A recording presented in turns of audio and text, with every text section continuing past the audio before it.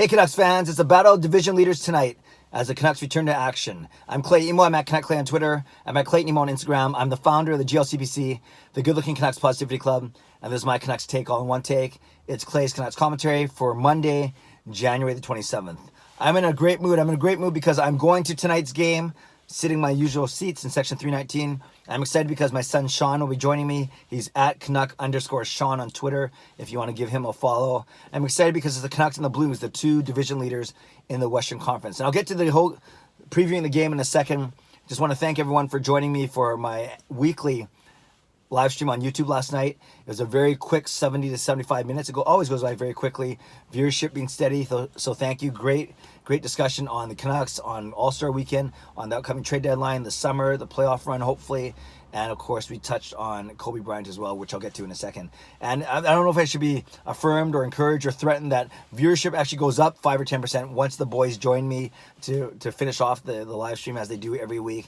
But once again, that went really well as well. Some really good questions for me and some funny questions for the two boys. So again, make plans to join me every Sunday night at 10 o'clock. It's one of the fastest hours on live on YouTube, if that makes sense. It does go by very quickly. I'm not sure how you feel watching it, if it goes by quickly or slowly, but for us, it goes by extremely quickly, and last night was no exception. And yes, I do want to pay my respects, mention Kobe Bryant, the tragic passing of him and his 13-year-old daughter Gianna and 7 others on that helicopter yesterday in that in the crash in Southern California. So obviously a very sad day, and as I mentioned on the live stream, I'm a big basketball fan. I don't talk a lot about it here on my channel, but I've been a basketball fan all my life. I was a jam pack holder for the Grizzlies when they were here in Vancouver, so I was going to at least a dozen games every season at GM Place at the time, before it was Rogers Arena, watching the Grizzlies try and do their thing. So I was blessed to see Kobe play live a couple times. Never met him, but obviously really respect all he did for the game.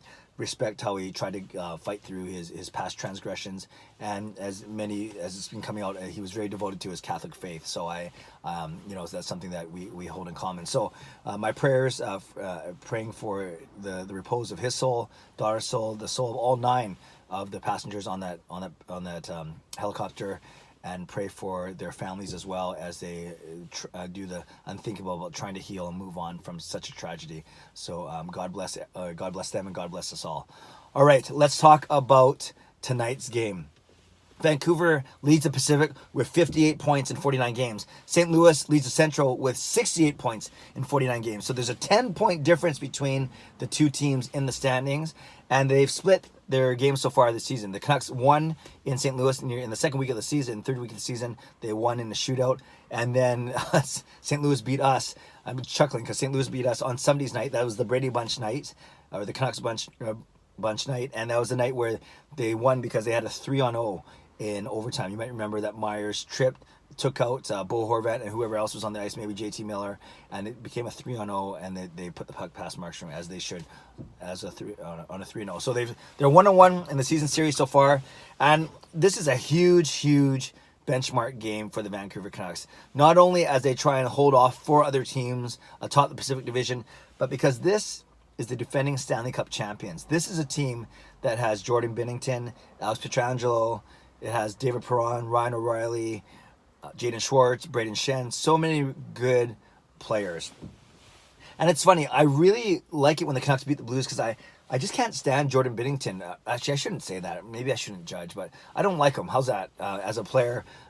Maybe because he's so good. Maybe because I'm jealous.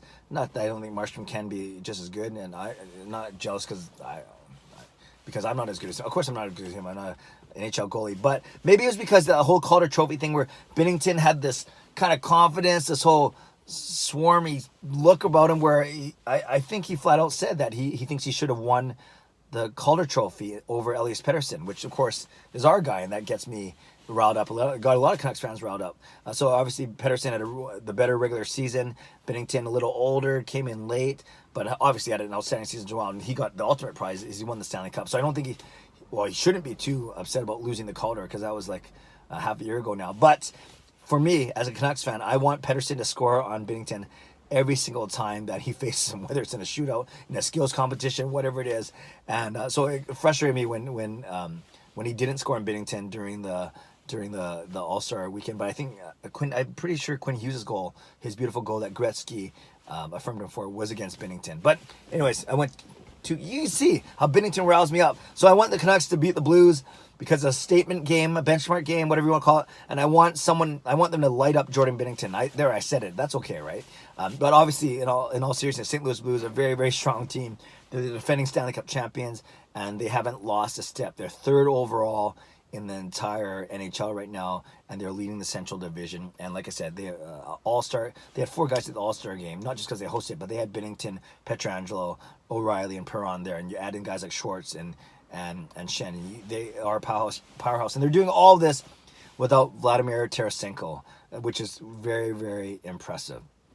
So St. Louis, top of the Central, third overall in the league, and I talked about this, and a lot of people talked about this over the All-Star break. When you look at the standings, it's funny. You have Washington, Boston, and St. Louis as the top 3 teams, and that's the 3 division leaders of 3 other divisions, number 1, 2, and 3, and then you have the Canucks leading the Pacific, coming in at 13th overall. And you guys know I made a couple vlogs last week when I was looking for content, right, things to talk about last week, about whether or not the Pacific Division is weaker, or if they just cannibalize each other and take each other's points, and you could argue it's the most competitive of the 3 divisions, the 4 divisions, I say. One thing we do know is they're the best division when it comes to winning All-Star game format, All-Star games, because they beat the Atlantic Division 5-4, which I vlogged about as well. So let's talk about the Canucks now. Tonight, they're going with the same 18 skaters that have basically taken them to this hot streak of winning 11 of the last 14 games they've played. So up front, it's Pettersson, Miller, and Virtanen still up there. Then second line of Horvat, Pearson with Eriksson, the resurrected Louis Eriksson. The third line of Gaudette, Roussel with Brock Besser, and a milestone tonight. Roussel plays in his 500th game, which is kind of cool. And then our fourth line of Beagle, Sutter, and Mott. So that means extra guys for tonight once again. I should do the D-men too. You have Edler, Stetcher, Tanev, and Hughes, and then Fantenberg with Myers. So that means extra skaters are Jordy Ben on D, Tim Schaller up front, and injured still Michael Ferland and Josh Leavell. So that's really what our roster looks like.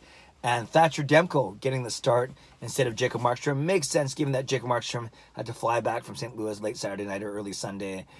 He had the All-Star stuff. Not that it was overly taxing, but it's still a bit of travel, and it's good to get Demko a start. And what a test it will be against, like I said, the best team in the Western Conference. So that's how the Canucks line up. A couple interesting nuances. One of them, of course, is the fact that Besser and Virtanen are still on different lines than the majority of the season. So Virtanen still getting a chance to play with Pettersson and Miller, and Besser still in that third line with Gaudette and Roussel. And I sound like a broken record. I say this every time I do a vlog, but I'm okay if this is temporary. I'm not okay if this is permanent, given how much money you're paying Brock Besser. That's too much money to be paying a third liner, although he still gets first line power play, minutes and everything. But again, I don't know if there's a way to get Virtanen going or to reward Virtanen. I don't know if there's a way to get Besser going, although Besser's been just fine. Maybe it's a way to get Gaudette and Roussel going. Maybe it's a way to spread out the firepower, so to speak, and knowing that Besser, like I said, will get his points on power play 1. So we'll see how long this lasts, but I think the longer it lasts, the more people are going to question why Besser is playing on our third line, when the Lotto line of Pettersson, Miller, and Besser had been so dominant for the first 2/3 of the season. So we shall see, but if the Canucks are winning, it's kind of hard to tinker with that, especially if Virtanen is playing well in that elevated role. And if using that same argument of the Canucks are winning, that's why Jordy Ben isn't getting in the lineup. He got in the lineup, I think it was against the Tampa Bay Lightning, and that was a bad game for everyone. That was that 9-2 loss, but Ben didn't do himself any favors by being in that game. So I don't think he's played since then, but someone can correct me if I'm wrong. So Jordy Ben is kind of the victim of the Canucks' success right now, and hopefully he's okay with it. We still have him for another year after this year. So a lot can change, between now and then, obviously. A lot can change between now and the next game. But that's how the Canucks line up. So there we go. We've talked about the St. Louis Blues and how they're doing well without Tarasenko. We've talked about my distaste for Jordan Binnington. We've talked about the fact that the Canucks, it's a tough test coming right out of the All-Star break. We've talked about their lines for tonight. 2 other things I want to say real quick.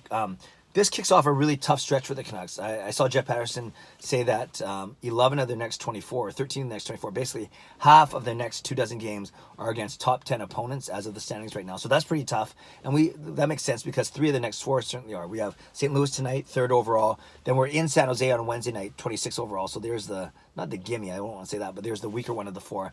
And then playing New York Islanders on Saturday, they're 5th overall, and Carolina on Sunday, they're 10th overall. So 3 of our next 4 are against top 10 teams, number 3, number 5, and number 10 respectively. So obviously a huge week for the Vancouver Canucks. And if you're an Athletic subscriber, Dom, I can't even say his last name, starts with an L, it's like Mashishin. Dom, he's the statistical guru of the Athletic. He puts the Canucks as a good bet to make the playoffs at 81%. And that's despite them only being 1 point up, but he looks at how they're playing, advanced stats, he looks at games in hand, points pace, all these things, and he gives the Canucks an 81% of making the playoffs, the highest of the 5 Pacific Division teams. So if you're an Athletic subscriber, make sure you check out that blog as well. Lastly, I'll be at tonight's game. I'll be sitting in my usual seats in section... Why do I say in my usual seats? I only take up 1 seat. So I'll be sitting in my usual seat in section 319. Sean will be sitting in the other one. I'm seat 1, he's seat number 2. So if you're there, either before, after, or during the intermissions, not during the game, we'd love to chat Canucks. I'll be roaming the concourses, hanging out, grabbing some food, whatever it may be. So if you're around, we'd love to say hello and chat Canucks with you as well. Okay, that's a lot. You can tell I'm excited that the Canucks return to regular play starting tonight. I think the Ducks and Sharks are playing as well. So no matter what happens tonight, the Canucks will still wind up being in first place in the Pacific Division. But it'll be awesome if they win and they move that gap up to 3 points instead of just a razor-thin 1. All right, Canucks fans, lots to chat about. Let me know what you think. Leave a comment. I'd love to read, react, and reply as always. We can talk about tonight's game, talk about the Blues, talk about Binnington, talk about All-Star, talk about Kobe, talk about Lions, whatever you want to do. Thatcher Demko, leave a comment below. I'd love to read, react, and reply as always. Subscribe if you like to. Like this video if you like to. Enjoy the day. Enjoy tonight's game. God bless. Go Canucks go.